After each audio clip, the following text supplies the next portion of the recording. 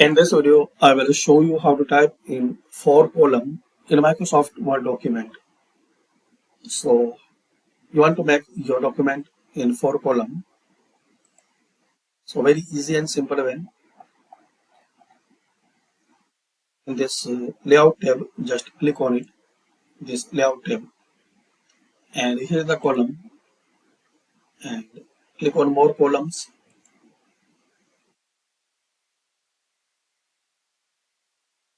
So this is the preview, and here the number of column.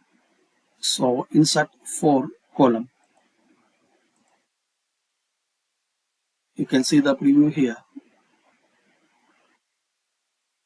Then click on OK. So you can make your document in 4 column.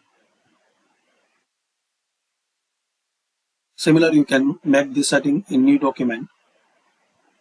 So blank document.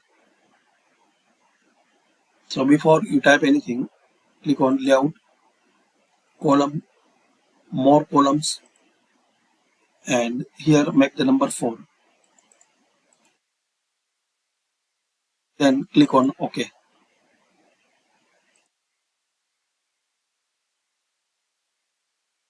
So start to type your data, and once you reach end of this page, so it will create this second column,